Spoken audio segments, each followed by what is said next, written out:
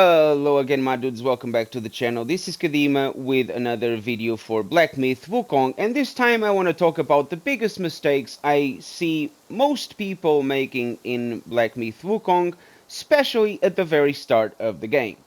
Now, as you probably know by now if you've been playing the game, the way you level up in game basically results in you obtaining sparks. Sparks that you then later invest in the abilities and spells to level up your character and become stronger as you go. However, I have seen that a lot of people are investing their sparks in a tremendously bad way. What I mean by this is that you are not making good use of your sparks and you are investing them into things that you don't really need and benefit you not in your journey. Let's talk about the first thing you should invest when you start leveling up. So you start playing the game, and as you move along, you go level 1, 5, 10, 14, 20. As you reach level 20, by then you should have invested most of your points into the martial arts and stamina upgrades. Don't worry about survival, you do not need that at this stage. Keep in mind your priorities should be the left side of martial arts where my scroll is happening right now. This would be your first priority, and stamina investments. All the way as you go along, as you progress, invest more and more in stamina. The other priority where you should invest your points is the smash stance. I see a lot of people, and I have helped a lot of people via share play in about level 20, level 40, level 60, and I see that all of them have points on all three stances. That is a tremendous mistake. You do not need to use all three stances at once. You only need one. I would advise you, and I would strongly advise you, that you invest everything into one stance and one stance alone. Not two, not three, one. But most of all, and this is the most important upgrade you can get, is the left side of the stances where I am right now. This upgrade here on the left does not relate to any stance. It upgrades any stance you are using. This will benefit your build, period. And then you should go with your preferable stance. In my case, I prefer smash stance. Now, I'm level 300, so at this stage I can actually invest on all stances. But if you are not at such high levels, and by that I mean only when you are about level 250, you should actually worry about other stances. Before that, invest only in the stance that you plan to use. If later on in the game you get yourself a weapon that benefits from using the pillar stance, and one example of this would be, for example, the one you get with the long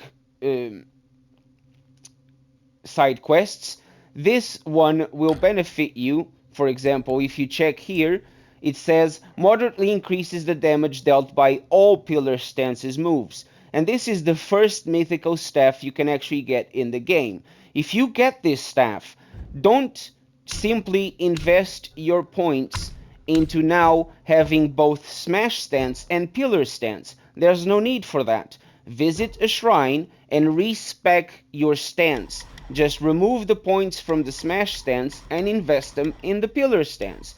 And there you go. It's that easy. This is the best advice I can give you up to this point. If you are low levels, and by low levels I mean anything that is level 100 or below, don't invest in multiple stances. Invest only on the one you want to use. Another thing I see is a lot of people invest in more than one mysticism spell. Again, you are making a mistake. Invest only on the one that you are using. If you are using Rings of Fire, remove all the points you have invested previously in Immobilize and put them in the Ring of Fire.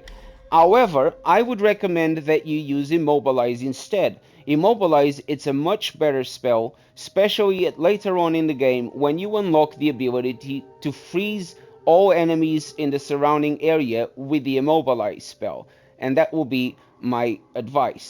When it comes to alteration, if you are low levels, play with Cloud Step because it's a nice way to go invisible and you can peacefully heal or cast another spell such as the Pluck of Many without getting interrupted, and then you can follow up with the Unveiled Strike. However, again, at low levels, do not worry about investing any points in Cloud Step or Rock Solid if you are using these spells.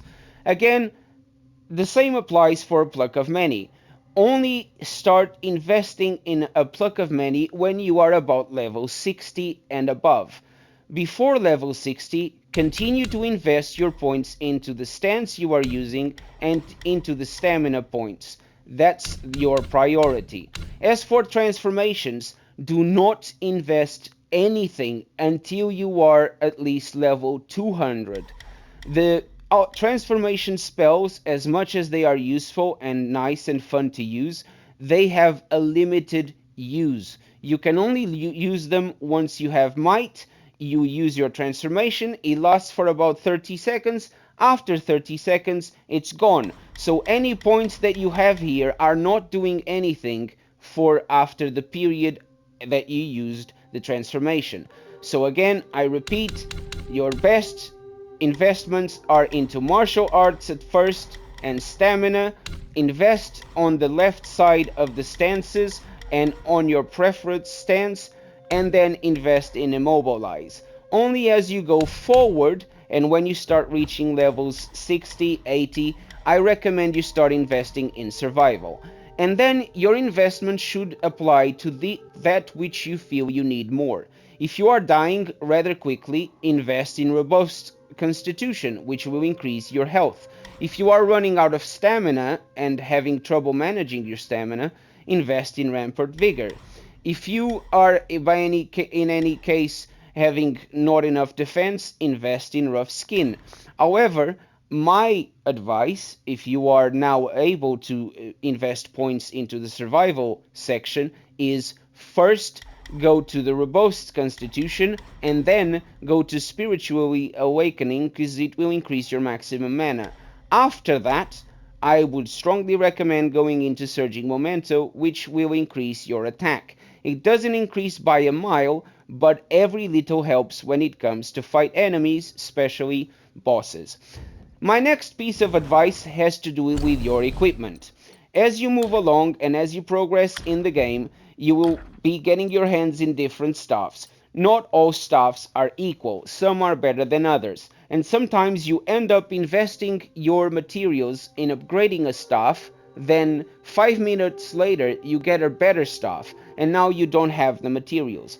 I strongly recommend that for your first playthrough, don't really invest much on staffs. You will be getting the weapons you need as you progress, and the only weapon you should prioritize above all else is the stuff that you get from the side quest of fighting the four longs. It's this stuff that I'm talking about. Initially, you will start with the Willowwood staff, and then you will be able to invest as you go along, until you finally get your hands onto the Lung Wreath staff, which moderately increases the damage dealt by all pillar stance moves. This is when I strongly recommend that you then change to the pillar stance and use this staff all the way up to chapter 6. In chapter 6 you will get a better staff, but in the meantime you will also be able to upgrade the Lung Ring staff to Golden Long Staff as soon as you get the materials you need to craft it. This should be your priority. Don't waste your materials in other staffs, because this will be the one that you will eventually want by the end of chapter 5. In chapter 6 you will eventually get the one staff that matters the most, which is the Jingum Bang. This one here, it's unmissable, it's story related, you will get your hands on it, as well as the full set for Wukong. When you get that full set, and when you get this stuff, the option is very clear. Go with that. It's the best you can have in chapter 6, and all the way into New Game Plus. That's the best stuff and the best equipment you can get. Another thing I strongly recommend is you're curious, invest in having that which helps. The Jade Moon Rabbit and the Gold Sun Crow, they have the effects of slightly increased damage bonus and slight increased damage reduction, and they pair together, boosting their effects. It's not by a mile, but they are the only Curios that work together.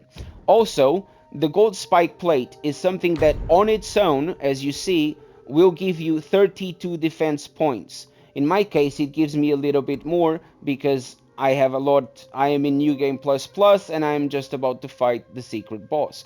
But this should be, by the end of your first playthrough, you will have 3 slots, and this should be how they look. Your 3 slots would be better off with the same as I have.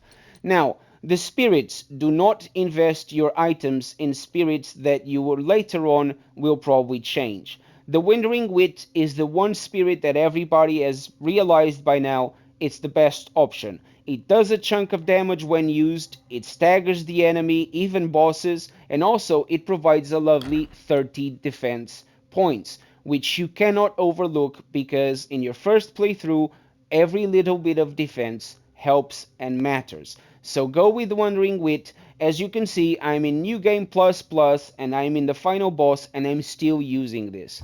Upgrade it as you go along as much as you can.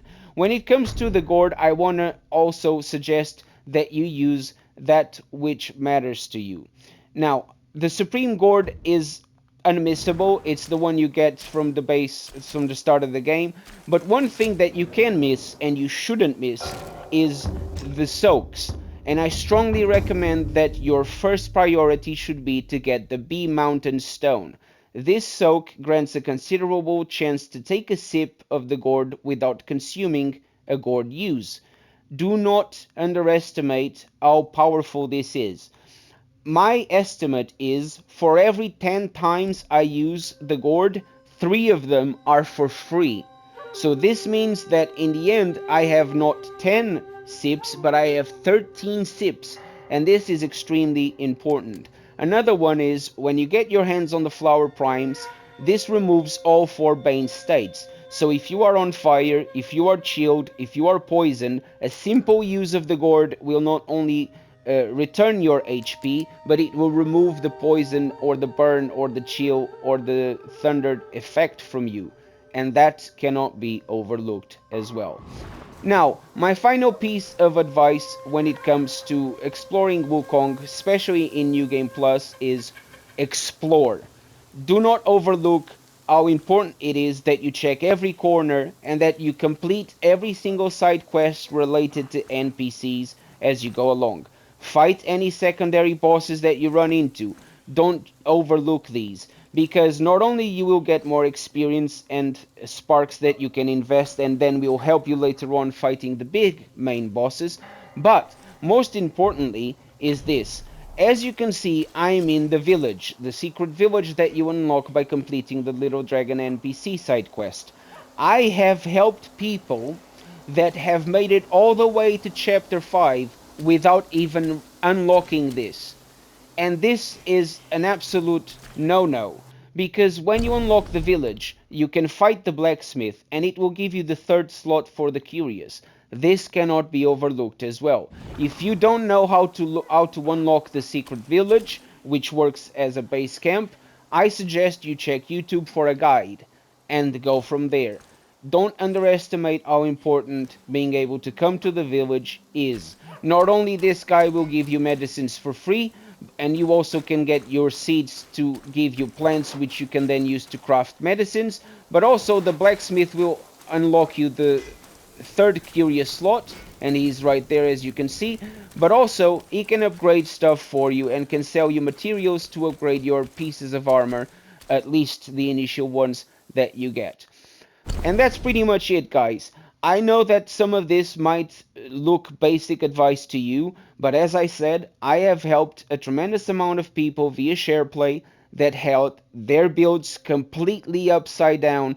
It was just a mess of investment. The spark points were all over the place. The build made no sense whatsoever. And then they were having a really hard time fighting bosses. And that's what resulted in them needing my help to kill these bosses for them. I have nothing against helping people via share play. I actually offer this to anyone who needs help. If that's your case, if you are watching this video, you are struggling with a boss and you have tried as many times as you could cope with and you're still having a hard time, and if you are on PS5, send me a message, add me as a friend, and I will kill that boss for you via SharePlay. All I ask is that you have a stable connection, preferably connected by cable and not Wi-Fi, because if I have to fight the boss for you and there's too much lag or input delay, it makes it really hard for me to be successful. So if you can help on your end as well, that would be perfect. And that's pretty much it, guys. I know it's been a long video to offer pretty much basic advice, but do not overlook the importance of this, especially if you are not very experienced with this kind of game. I hope you guys enjoyed the video. Leave a like, subscribe if you haven't just yet, and hopefully I'll see you in the next one. Cheerio!